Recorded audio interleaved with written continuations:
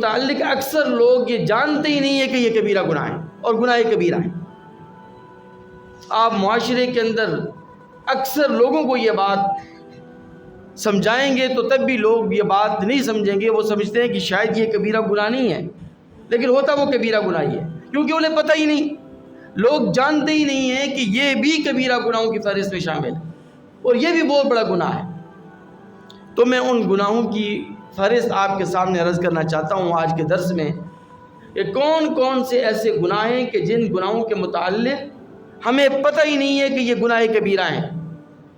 اور پھر گناہ کبیرہ کی تعریف کیا ہے، گناہ کبیرہ کہتے کس کو ہے، اس کو بھی سمجھنا بہت زیادہ ضروری ہے۔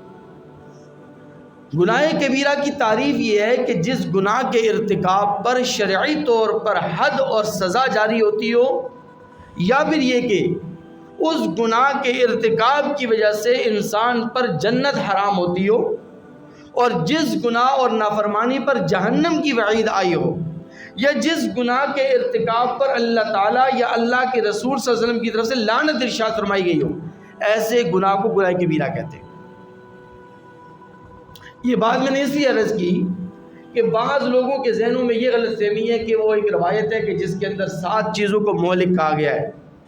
7 چیزوں کو ہلاک کرنے والی چیزیں کہا گیا ہے، تو لوگ یہ سمجھتے ہیں کہ بس یہی 7 چیزیں یہ کبیرہ گناہ ہیں، اور گناہوں کی جو حد ہے اور گناہوں کے جو تعین ہے وہ صرف 7 تک ہے، جبکہ بعض احادیث میں تعداد 7 آئی ہے، بعض میں 3 آئی ہے، بعض میں 5 آئی ہے، بعض میں 27 آئی ہے، بعض میں 15 آئی ہے، اور حضرت عبداللہ ابن عباس رضی اللہ تعالیٰ عنہ کی روایت کے مطابق گناہ کبیرہ کی تعداد 70 تک ہے۔ تو اس سے پتہ چلا کہ گناہوں کی کوئی تعداد متعین نہیں ہے، کبیرہ گناہوں کی تعداد متعین نہیں ہے، وہ 7 تک محدود نہیں ہے، وہ اس سے زیادہ اس سے کم بھی ہو سکتا۔ پھر اس سے بھی اگلی بات جو بہت زیادہ اہم ہے وہ یہ کہ ہم یہ سمجھتے ہیں کہ اگر ہم سے گناہ کبیرہ سرزد ہو جائے تو توبہ سے معاف ہو جائے گا، اور توبہ کی 3 مشہور و معروف شرائط جو بیان کی جاتی ہیں، ہم نے ان 3 شرائط کو ہی سمجھا ہوا ہے، اور ہم سمجھتے ہیں کہ اگر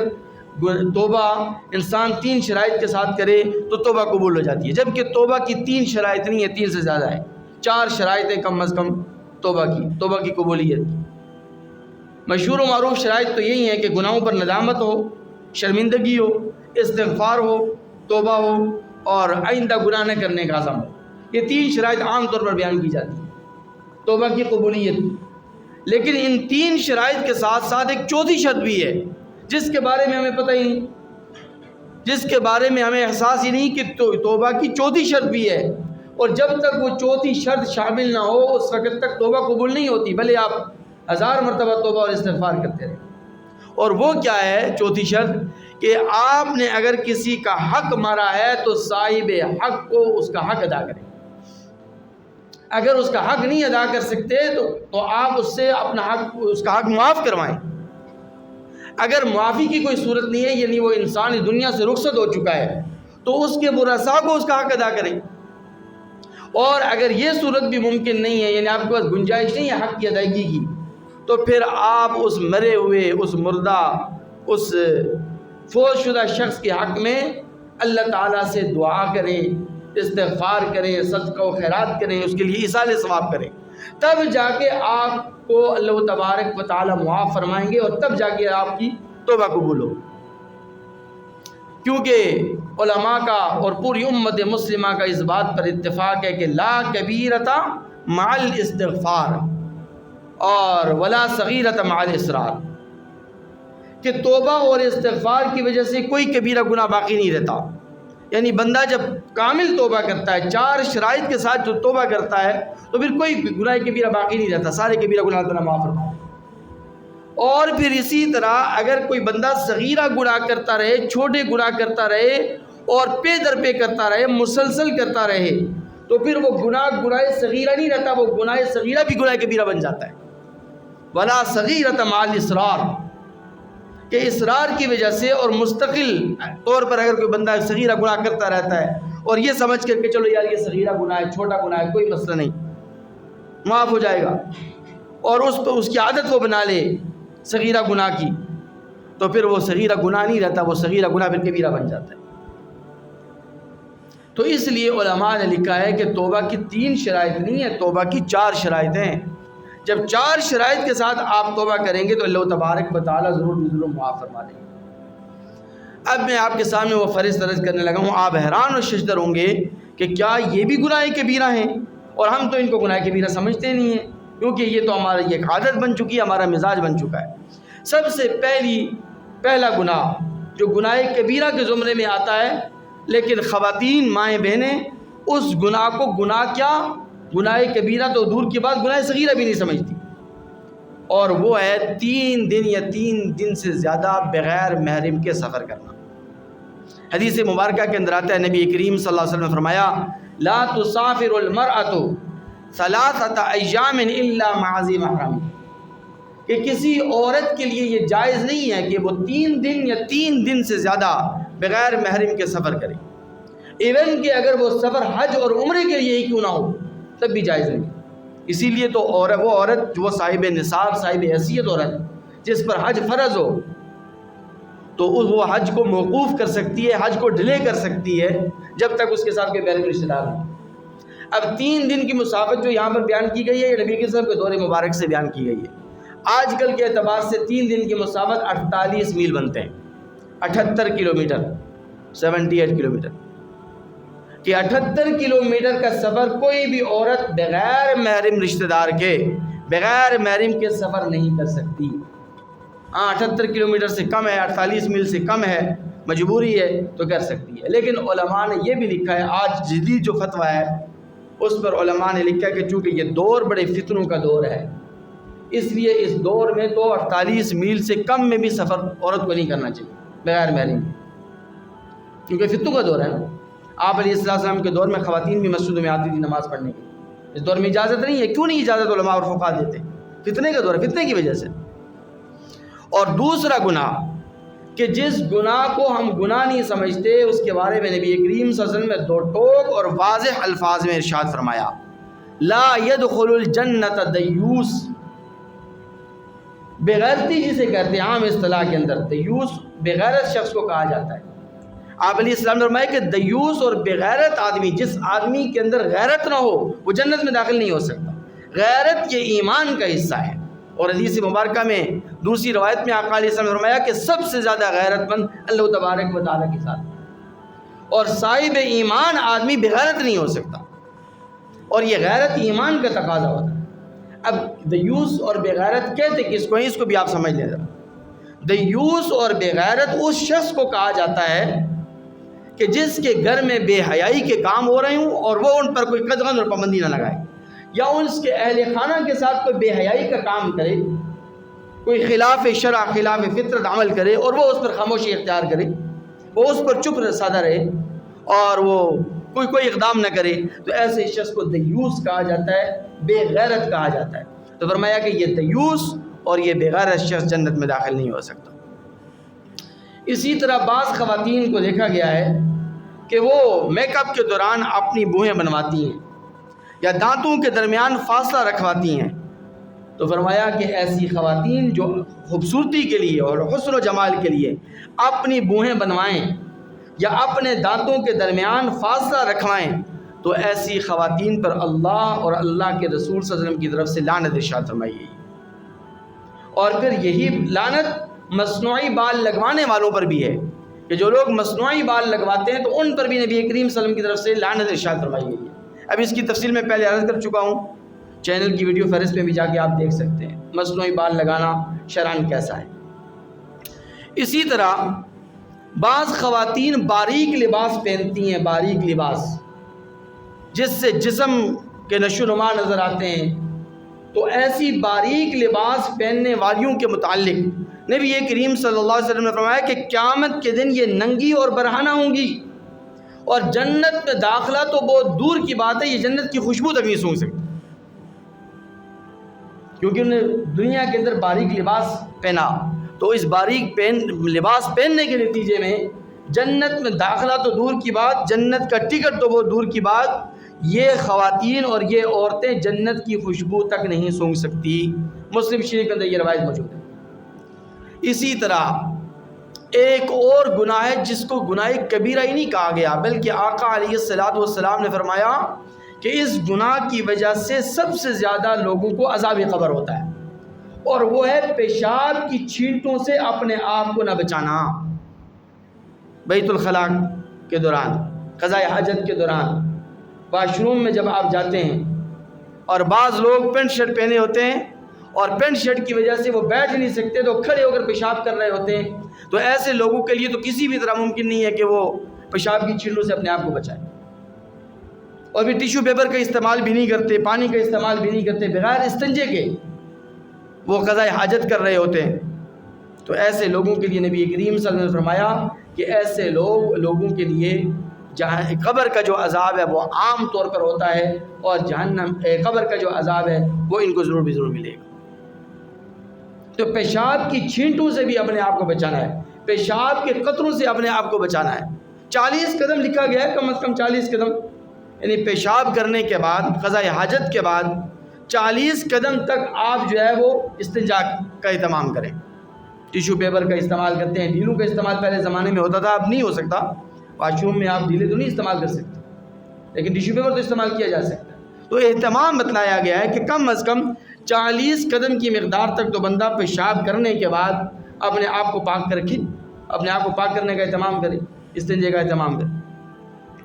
اور ایک اور بات بھی بسا اوقات دیکھی جاتی ہے کہ لوگ آتے ہیں مسجد کے امام صاحب کے پاس، خطیب صاحب کے پاس،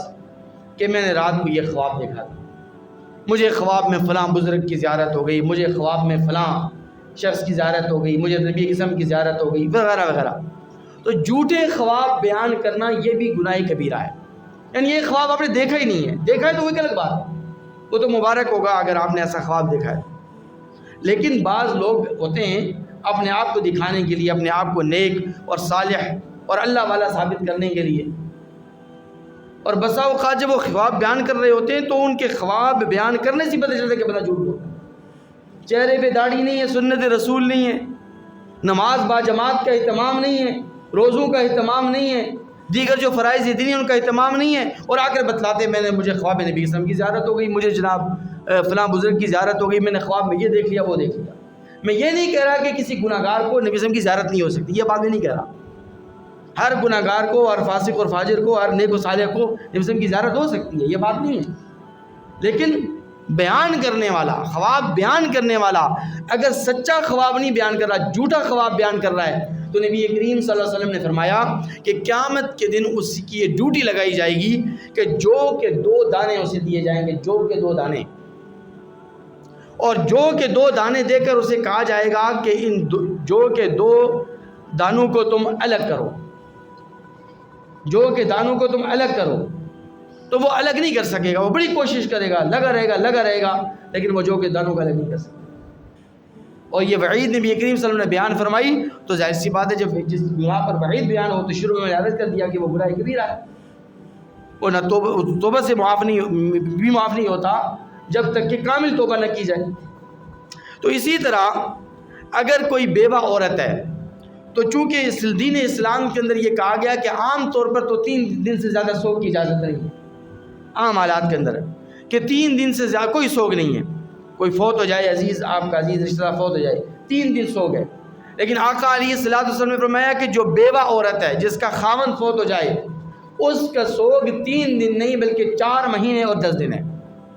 تو جو بیوہ عورت 4 مہینے اور 10 دن کے اندر بناؤ سنگار کرتی ہے، میک اپ کرتی ہے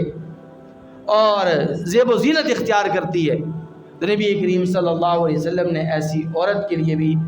وعیدیں بیان فرمائی ہیں کہ ایسی عورت کو عدت کے دوران، بیوہ عورت کو عدت کے دوران بناؤ سنگار نہیں کرنا چاہیے، میک اپ نہیں کرنا چاہیے اور زیب و زینت اختیار نہیں کرنی چاہیے۔ اسی طرح نبی کریم صلی اللہ علیہ وسلم نے اس عورت کو بھی جہنمی قرار دیا کہ جو عورت بغیر کسی شرعی عذر کے اپنے خاوند سے طلاق کا مطالبہ کرتی ہے، کوئی شرعی عذر نہیں ہے، بغیر شرعی عذر کے، بغیر کسی وجہ کے،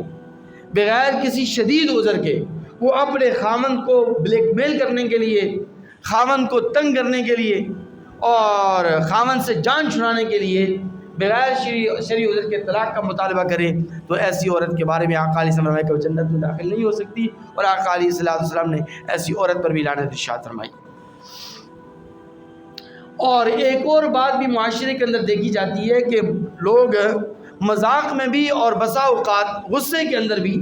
دوسروں پر لعنت کرتے رہتے ہیں، اور خواتین کو بھی دیکھا گیا وہ اپنی اولاد پر لعنت کرتی ہیں۔ تو یہ مسلمان پر، صاحب ایمان آدمی پر، کلمہ گو مسلمان آدمی پر لعنت کرنا یہ حرام ہے، کیونکہ آقا علیہ الصلوۃ والسلام فرمایا لعن المؤمن کقتلہ، کہ مومن پر لعنت کرنا اس کو قتل کرنے کے مترادف ہے۔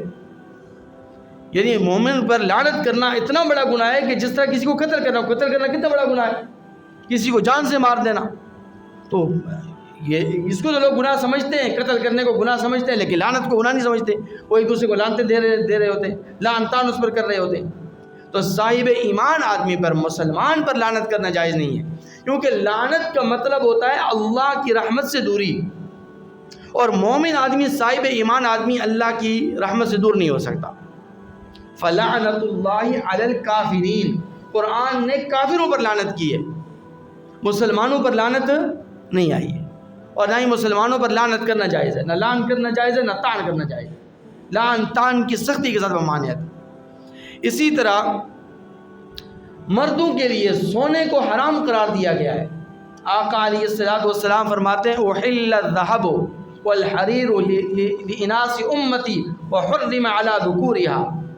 کہ سونا اور چاندی یہ میری امت کی عورتوں کے لیے تو جائز ہے، میری امت کی عورتیں تو پہن سکتی ہیں، لیکن مردوں کے اوپر حرام، مردوں کے لیے جائز نہیں۔ آپ دیکھتے ہیں کہ نوجوان جو ہے وہ سونے کی انگوٹھی پہنے ہوتے ہیں، سونے کی گھڑیاں پہنتے ہیں، خاص طور پہ شادی کے موقع پر۔ جب انہیں سمجھایا جاتا ہے تو کہتے ہیں شادی زندگی میں ایک ہی دفعہ تو ہوتی ہے، بس ابھی پہنیں گے بعد میں اتار دیں گے۔ تو کیا شریعت نے آپ کو اجازت دی ہے کہ آپ شادی کے موقع پر سونے کی انگوٹھی پہنیں، یا سونے کی چین آپ پہنیں، یا سونے کا کڑا آپ پہنیں؟ ایون کہ لوہے کی انگوٹھی پہننا بھی جائز نہیں ہے۔ یہ جو میں نے پہنی چاندی کی ہے، ادھر کیا دیکھ رہے ہیں آپ، یہ چاندی کی ہے۔ چاندی کی انگوٹھی مرد کے لیے جائز ہے، بشرط یہ کہ 4 ماشے سے کم ہو، 4 سوا 4 ماشے تک گنجائش ہے، اور اگر آپ کو شک ہے تو آپ اس کو لے جائیں، اس کا وزن کرنا 4 سے زیادہ ہوئی تو آپ پھر کہہ سکتے ہیں کہ مولوی صاحب مسئلہ تو آپ بیان کر رہے ہیں خود، لیکن عمل تو خود نہیں کر رہے۔ تو لوہے کی جو انگوٹھی ہے یہ بھی جائز نہیں ہے پہننا مردوں کے لیے، لوہے کا کڑا پہننا بھی جائز نہیں ہے، لوہے کی چین پہننا بھی جائز نہیں ہے، اور نہ ہی سونے کی چین پہننا جائز ہے، نہ ہی سونے کی انگوٹھی پہننا جائز ہے، نہ سونے کی گھڑی۔ یعنی سونا تو مطلقاً حرام ہے، سونا اور ریشم یہ مردوں کے لیے مطلقاً حرام ہے۔ ہاں جنت کے اندر آپ جا کے پہنیں گے انشاءاللہ، جنت میں آپ کو کنگن پہنائے جائیں گے، جنت میں آپ کو جنت ریشمی لباس پہنایا جائے گا، لیکن دنیا کے اندر آقا سے فرمایا کہ جو شخص دنیا کے اندر ریشم کا لباس پہنے گا یا سونا پہنے گا، سونا استعمال کرے گا، تو وہ جنت میں بھی اسے محروم کر دیا جائے۔ تو اس لیے سونا مردوں کے اوپر حرام۔ اور اسی طرح مسلم شریف کی روایت ہے کہ 2-3 آدمی بیٹھے ہوئے ہیں، آپ اس میں گفت و شنید کر رہے ہیں۔ میں 2-3 آدمیوں کی بات کر رہا ہوں، پوری مجلس کی بات نہیں کر رہا، کیونکہ پوری بسا اوقات مجلس بہت بڑی ہوتی ہے، تعداد سینکڑوں تک ہوتی ہے، ہزاروں تک بھی ہوتی ہے، تو اس مجلس کی بات نہیں ہے۔ بات اس مجلس کی ہے کہ جس میں 2-3 آدمی بیٹھے ہوں، اور ان 2-3 آدمیوں میں سے 2 آدمی الگ ہو کر آپس میں سرگوشی کریں اور تیسرے کو چھوڑ دیں، تو پھر میں اس کی ممانعت ہے، اور یہ گناہ کبیرہ ہے۔ ایسی سرگوشی کرنے والے پر بھی نبی کریم صلی اللہ علیہ وسلم نے وعید ارشاد فرمائی ہے۔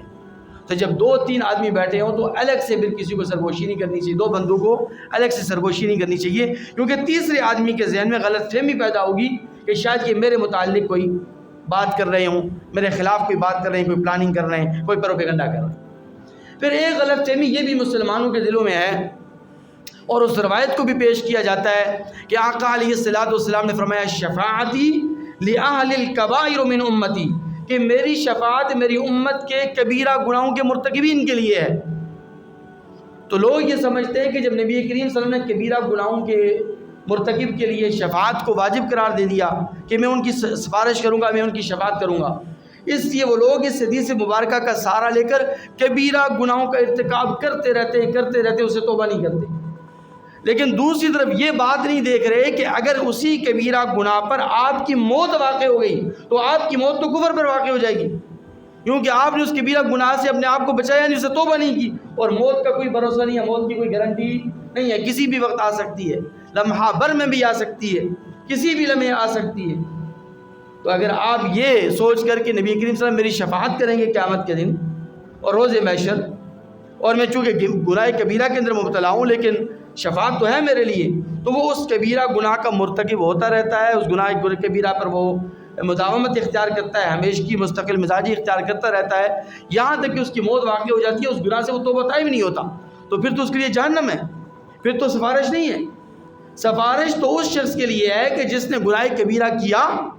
اور پھر توبہ کی، تو نبی کریم صلی اللہ علیہ وسلم قیامت کے دن اللہ تعالیٰ سے سفارش کریں گے کہ یہ میرا امتی ہے، اس سے گناہ کبیرہ سرزد ہوا تھا لیکن اس نے توبہ کر لی تھی، یا رب تجھ سے اس نے معافی مانگ لی تھی، اس لیے میں سفارش کر رہا ہوں، اے رب اس کو معاف فرما۔